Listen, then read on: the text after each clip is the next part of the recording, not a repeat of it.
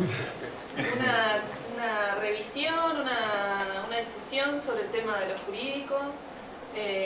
como formas de legitimidad, también como formas de resistencia o como formas de acción. Y entonces es muy influyente para hacer esto,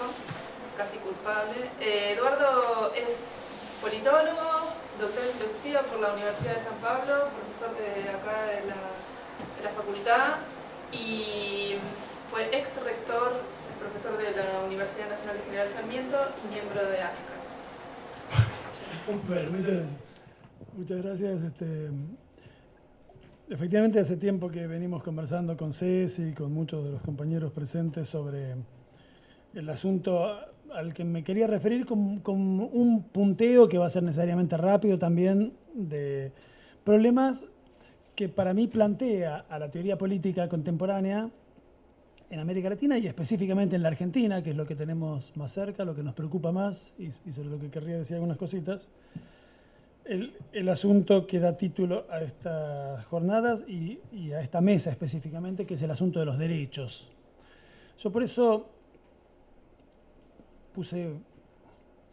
como título lo que quiero comentarles muy rápido: democracia, derechos y Estado. La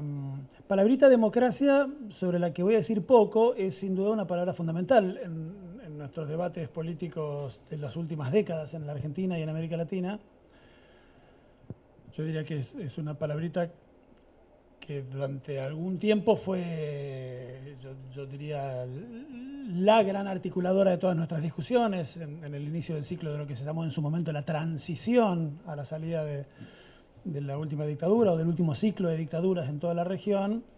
y que después fue asumiendo en nuestras discusiones distintas modulaciones, sin dejar de estar muy presente hasta hoy en nuestras conversaciones y de requerir, me parece, todo tipo de reexámenes de nuestro pensamiento teórico-político, filosófico-político, solo para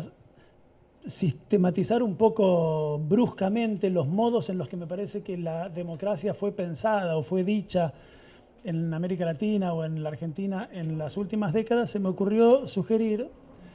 que, a pesar de que hace 35 años, digamos, la palabra democracia es una presencia central en nuestras discusiones,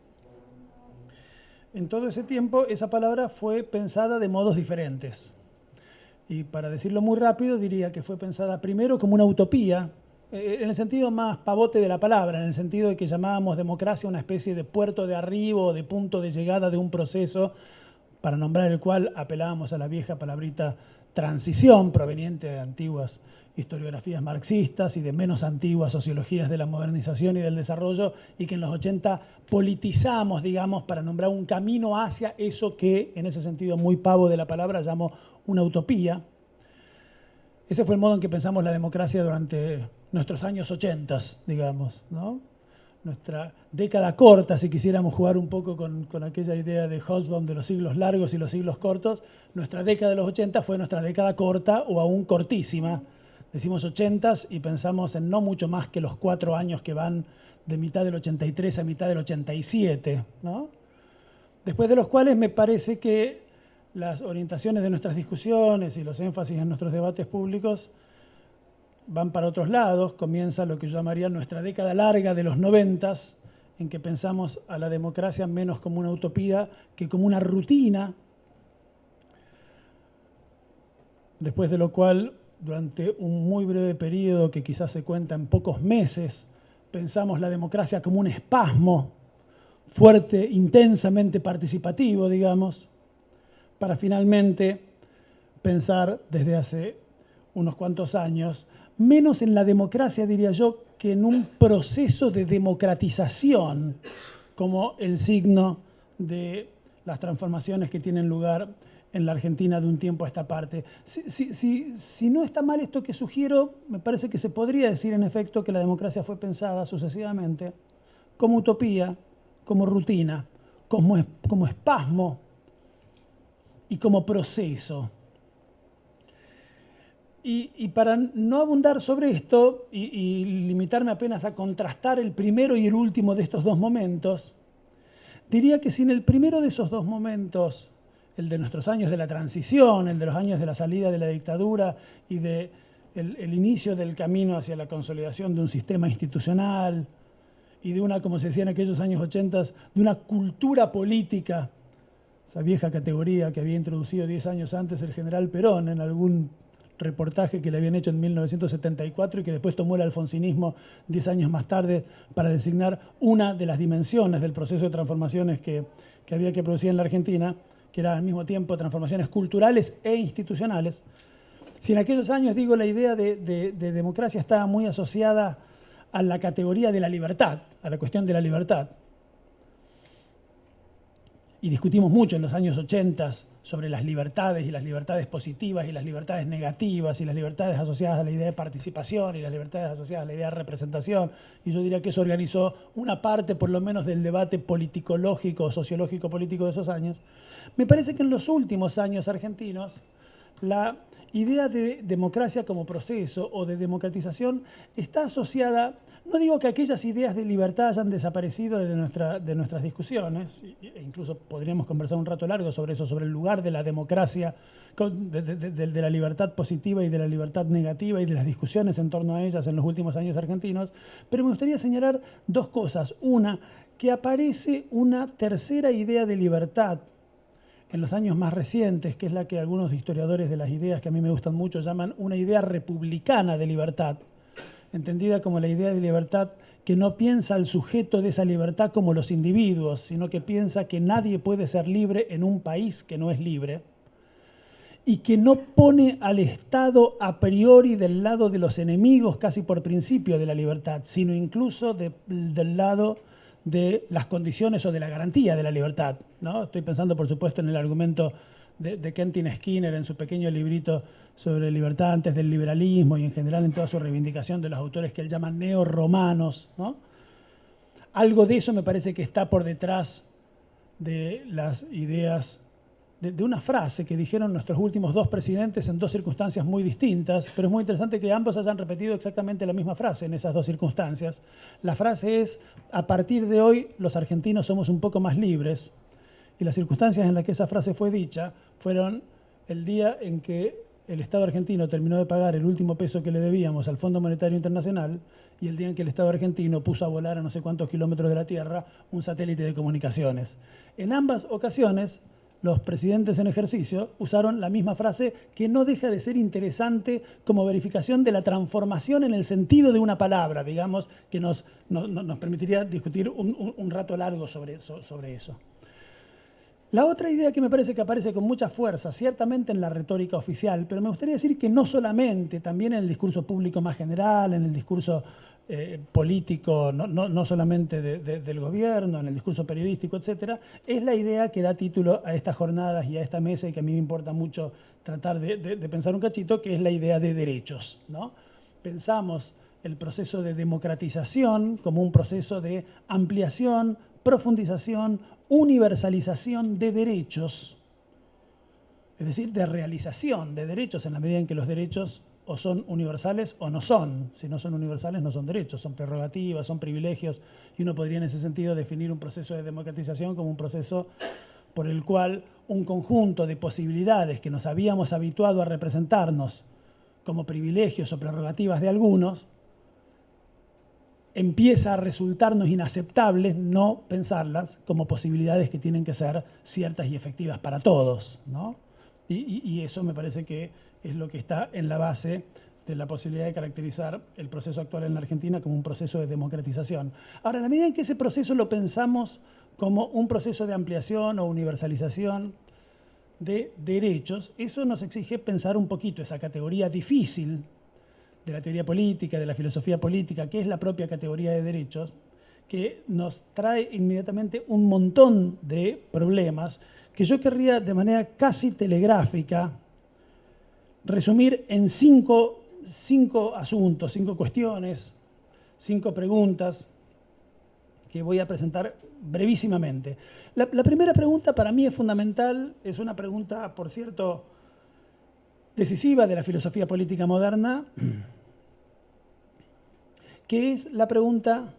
¿qué es un derecho? ¿Qué quiere decir tener un derecho? Eso a mí me parece una pregunta importante para nuestro pensamiento político, que debe responder esa pregunta, evidentemente, de un modo distinto al modo en que debe responderla un abogado positivista, a quien se la hiciéramos y que respondería, si le preguntáramos qué quiere decir la expresión yo tengo derecho a, nuestro interlocutor, abogado positivista, respondería que eso quiere decir que en el país donde vive el señor que hace esa formulación, está escrito en la Constitución, en los códigos o en las leyes, que ese señor tiene derecho a eso que postula tener derecho. Es evidente que no nos interesa en ese sentido la categoría de derecho, por dos razones. Primero, porque muchas veces está escrito en las constituciones, en los códigos o en las leyes de nuestros países que tenemos derecho a ciertas cosas a las que de hecho no tenemos derecho y postulamos que tenemos derecho exactamente para que sea algo más que una formulación escrita, ese derecho que invocamos, y porque otras veces postulamos tener derecho a cosas que no está escrito en la Constitución, en los códigos, en las leyes, que sean derechos, pero que nos importa que esté escrito en esos institutos legales que deben ser pensadas como derechos. La última vez que charlamos en esta misma facultad, y también por invitación de Cecilia, de un tema parecido a este, recuerdo haber dicho que formaba parte de mis militancias más intensas de los últimos años, que pudiera estar dicho de una buena vez en la ley positiva de la Argentina, algo que no estaba dicho en la ley positiva de nuestro país, que es que la universidad debía ser considerada un derecho universal. No estaba dicho eso en la ley. Y yo cada vez que batía el parche diciendo que la universidad debía ser pensada como un derecho, estaba obligado a referir a un documento de un instituto de la UNESCO que en el año 2008, en una localidad colombiana, produjo una declaración muy importante que empieza diciendo la universidad es un derecho humano universal, patatín, patatán. Y yo decía, ¿para cuándo la ley argentina va a decir que la universidad es un derecho? Hoy la ley argentina, desde hace 10 días, dice que la universidad es un derecho universal y yo estoy muy contento con que lo diga. ¿Significa eso que de hecho todos los jóvenes argentinos o el pueblo argentino en su conjunto, puesto que la universidad es un derecho individual y un derecho colectivo, y sobre eso después querría decir alguna cosita, tenemos de hecho ese derecho que la ley establece? No, pero ahora la ley lo establece y entonces tenemos un argumento más para tratar de que de hecho ese derecho que la ley prescribe se convierta en una posibilidad cierta y efectiva para todo el mundo. Quiero subrayar esta tensión y me hizo pensar un poco sobre eso Vero cuando citaba la cuestión de la tensión entre el hecho y el derecho en relación con la cuestión del poder constituyente en Paolo Virno, porque me parece que la cuestión de los derechos involucra decisivamente esta tensión entre el ser y el deber ser, digamos. Nadie que puede comer 2 veces por día anda dando puñetazos en la mesa diciendo yo tengo derecho a comer 2 veces por día. Porque de hecho tiene derecho a comer 2 veces por día. Nadie que de hecho tiene derecho a ir a la universidad anda levantando el dedo índice y diciendo yo tengo derecho a ir a la universidad.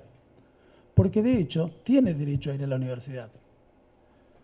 En general es el que no puede comer 2 veces por día. Es el que no puede ir a la universidad. Es el que de hecho no tiene el derecho a comer 2 veces por día o ir a la universidad, el que lleno de una santa indignación que compartimos, dice yo tengo derecho a algo a lo que de hecho no tiene derecho. La frase yo tengo derecho a suele ser descriptivamente falsa. Su verdad es de otro orden. Y en ese sentido la palabra derecho es posiblemente una de las palabras más políticas que existen, en la medida en que contiene en su propia materia, en su propia carne, la tensión entre el ser y el deber ser, entre la descripción y la prescripción. Decir que se tiene derecho a algo suele querer decir A, que no se tiene el derecho que se postula tener, y B, que se debería tenerlo. Y en ese sentido, la idea de derecho supone la tensión entre la descripción y la prescripción, que es la materia misma de las luchas políticas. Esto nos conduce a un segundo asunto que apenas presento rapidísimo y sobre lo cual se podría conversar muchísimo y que forma parte de muchas discusiones que tenemos todos los días en un país en que las posibilidades que distintos grupos pueden levantar o reivindicar como derechos que los asisten, eventualmente pueden entrar en colisión entre sí. ¿Cuántas veces hemos discutido en los bares y cafés de nuestra querida República Argentina si el sacrosanto derecho que asiste a los trabajadores desocupados que no tienen otro modo de hacer oír su reclamo que cortar una calle o una ruta del país debe ser más o menos privilegiado que el no menos sacrosanto derecho que tienen los honestos trabajadores ocupados que si no llegan a tiempo al trabajo les descuentan el presentismo? Bueno, vamos a tener 95 años todos nosotros. Nos vamos a hacer pis encima, va a ser una cosa horrible. Y vamos a seguir discutiendo si tiene más derecho el que corta la calle porque no tiene otro modo, ¿no? Porque ahí hay...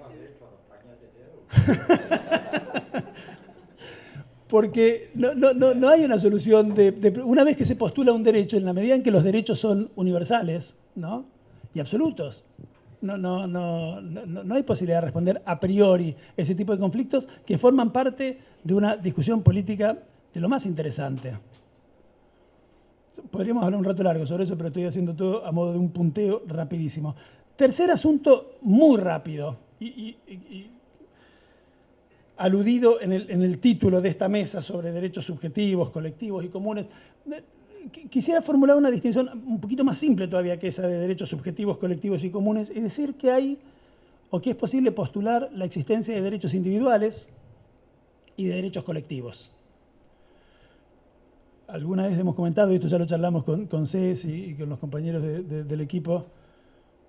la idea de que pensar, si que estuviéramos dispuestos a pensar, por ejemplo, la universidad como un derecho, que es una idea que a mí me resulta muy interesante, muy sugestiva, no significa solamente postular que todos los individuos, que todos los jóvenes o por extensión que todos los ciudadanos tienen un derecho a la universidad, que después habría que precisar qué cosa es. Ciertamente no es apenas el derecho a tratar de entrar, no es apenas el derecho a que un policía gordo, feo y de bigote no nos saque a patadas en el traste en la puerta de entrada, sino que es un conjunto de derechos más, ¿no? Pero no importa eso. Sino que es también el derecho del pueblo, el derecho colectivo del pueblo, que sostiene con sus impuestos la universidad, a usufructuar los beneficios de la existencia y del trabajo de esa institución que sostiene. De tal manera que aún aquellos hijos del pueblo que prefieran para su vida un destino no universitario, cosa en las que los asistiría toda la razón del mundo, no fueran desatendidos por la universidad que ellos mismos, como parte de ese pueblo, contribuyen a sostener. Me parece que ahí se abren una cantidad de discusiones de lo más interesante, teóricas y también prácticas respecto a nuestro modo de vivir y de pensar las instituciones a las que dedicamos nuestras mejores horas, ¿no? Y que deben pensar cómo trabajar más y mejor y con menos prejuicios que los que hoy habitualmente tiene, con las distintas encarnaciones específicas en las que podemos encontrar esa idea de pueblo como sujeto colectivo de derecho. Una idea que apunto, pero más que de pasada, que me resulta fascinante y sobre la que me parece que hay mucho para pensar, pero no podemos hacerlo hoy aquí en poquísimos minutos, es que si pensamos que los derechos son, por definición, universales, son derechos de todos los hombres, digamos, en el sentido más amplio posible de la palabra hombres, resulta un poco amarrete suponer que todos los hombres que son sujetos de los derechos son aquellos hombres que justo resultan contemporáneos a nosotros. Y que son solo una parte de todos los hombres en los que tenemos que pensar. Y a mí me resulta sugerente pensar si acaso los hombres que ya no están, porque han muerto, sobre todo cuando han muerto víctimas de la violencia del Estado, cuya función consistía en garantizarles los derechos que no tuvieron, y los hombres que todavía no llegaron y que vienen caminando hacia el presente quizás de un futuro eventualmente muy remoto, nuestros bisnietos, digamos, a quienes con toda seguridad no conoceremos, no deben ser pensados también como sujetos de derechos que determinan nuestros modos de comportarnos en el presente. Esa me parece que es una idea interesante. La cuestión de los derechos de los que ya no están es un tema que ha sido tratado por numerosos autores, entre los que menciono a un griego, Tucídides, en el famoso discurso de Pericles, en la guerra del Peloponeso, y un argentino, el padre Mujica, que se refirió mucho también a los derechos de los que ya no están, porque murieron por la patria, en el doble sentido del por, ¿no? Porque murieron también asesinados por la nación que no supo entenderlos, como cita siempre Horacio González, algún discurso antiguo de Mujica. Y el derecho de los que están por llegar, ¿no? De los que están por llegar viniendo de muy lejos quizás. A mí me parece que es un gran tema también para pensar nuestros modos de vivir en el presente y el lugar del Estado en relación con la preservación de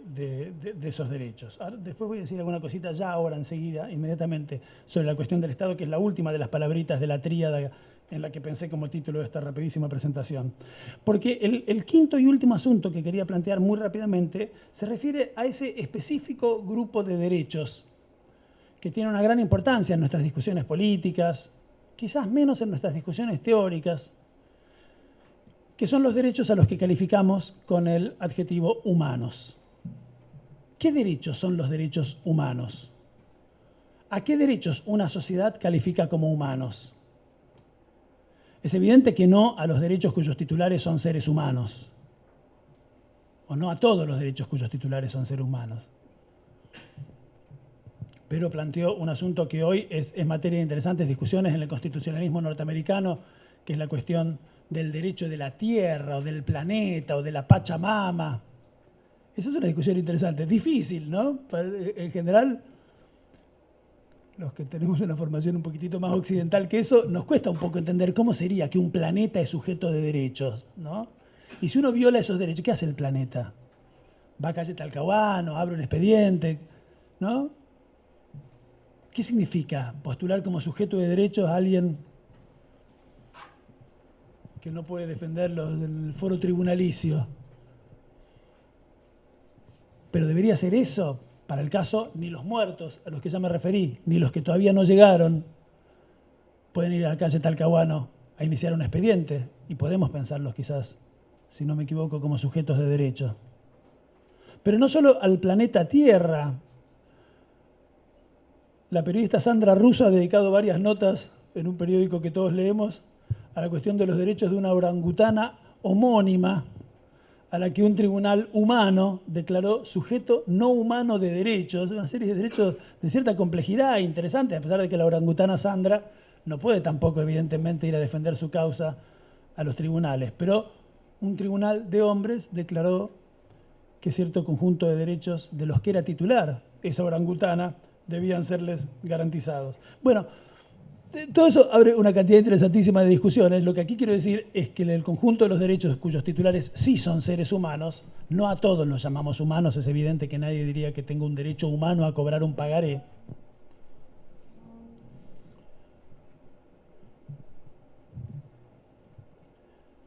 Pero, entonces la pregunta sería, ¿a qué derechos una sociedad en un determinado momento califica como humanos y cómo evoluciona eso en la historia de una sociedad? Yo querría ya ir acercándome al final de lo que quiero decirles, postulando que en este ciclo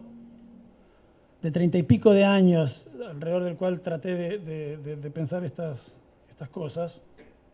me parece que al comienzo de este ciclo, en los años de lo que llamamos recién la transición a la democracia, en los años liberal políticos, digamos, de comienzos de ese camino de la transición, los derechos que llamábamos humanos eran aquellos derechos que el Estado, abusando de su poder, había violado. Cuando nos preguntábamos qué derecho es un derecho humano, respondíamos, no el derecho que tiene un individuo de que otro no sé qué cosa, sino los derechos que el Estado, abusando de su poder, había violado. Era la violación de esos derechos por parte del Estado la que volvía, como por la negativa, humano ese derecho. Lo calificábamos así como humano para levantarle el precio, para destacar la importancia de esos derechos que el Estado, en tanto que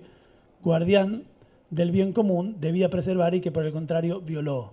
¿no? Casi, casi como si entre la idea del Estado y la idea de lo humano hubiera habido, en aquellos años 80 a los que nos estamos refiriendo, una especie de contradicción en términos, ¿no? Me parece que cuando hoy pensamos en la cuestión de los derechos humanos, ciertamente seguimos pensando en los derechos a los que en los 80 calificábamos de esa manera. Nos seguimos refiriendo a los abusos cometidos por el Estado, por sus aparatos, por sus instituciones, por sus funcionarios, bajo las condiciones del gobierno autoritario de la dictadura y también bajo las condiciones de los gobiernos democráticos que siguieron, bajo los cuales el Estado no deja de ser evidentemente un violador serial, sistemático y cotidiano de los derechos humanos de sus ciudadanos, que son violados sistemáticamente en sus comisarías, en sus hospitales, en todo tipo de instituciones. Y está muy bien preservar la idea de derechos humanos para referirnos a esos derechos por la circunstancia de que es el Estado el que los viola, pero también incorporamos a la lista de los derechos humanos en los que pensamos un conjunto de derechos que, vuelvo a decir, pensamos como derechos no porque los tengamos, no porque de hecho sean derechos de los que gozamos. La novedad interesante es que pensamos como derechos, es decir, que nos resulta inaceptable que no sean posibilidades ciertas y efectivas para todos, gozar de un conjunto de bienes, digamos la educación, digamos una vivienda digna, digamos la salud, que no le pedimos al Estado que se abstenga de violar, sino que le exigimos al Estado que garantice. Empezamos a pensar en relación con la cuestión de los derechos, igual que en relación con la idea de libertad, cuando la idea de libertad la articulamos en la clave republicana a la que me refería hace unos minutos, al Estado no como un enemigo por principio de esas libertades y de esos derechos, sino como un garante de esas libertades y derechos e incluso como una condición de posibilidad de los mismos. Esto me parece que nos obliga, y es el último desafío teórico que yo querría plantear para dejarlo apenas insinuado como una gran tarea que me parece que tenemos en nuestras ciencias sociales, en nuestra teoría política, en nuestra filosofía política, que es la de pensar, la de volver a pensar, puesto que hace mucho tiempo, muchas décadas, y varios siglos que venimos pensando el problema del Estado, pero volver a pensarlo en las circunstancias del actual debate público en la Argentina y en América Latina. Un interesantísimo jurista argentino contemporáneo, que además es un querido amigo, que se llama Abel Córdoba, que es realmente una cabeza jurídica de lo más interesante, ha acuñado y usa con frecuencia la expresión de Estado bifronte o Estado bicéfalo. Él fue, hasta no hace mucho tiempo, procurador contra la violencia institucional. Es decir, el tipo pagado por el Estado, encargado de detectar y de hacer castigar los crímenes contra los derechos humanos cometidos por agentes del Estado. Es interesante esa posición y es bastante razonable que a Abel se le haya ocurrido pensar que el Estado es un monstruo de dos cabezas o que mira para dos lados diferentes y que no se deja atrapar fácil ni por la idea, que hoy sería inaceptable, sería una ingenuidad conmovedora, de que el Estado es la realización de la idea ética, ni siquiera si agregamos que es la realización de la idea ética, si bien lamentablemente está colonizado por fuerzas que ya deberemos despejar, no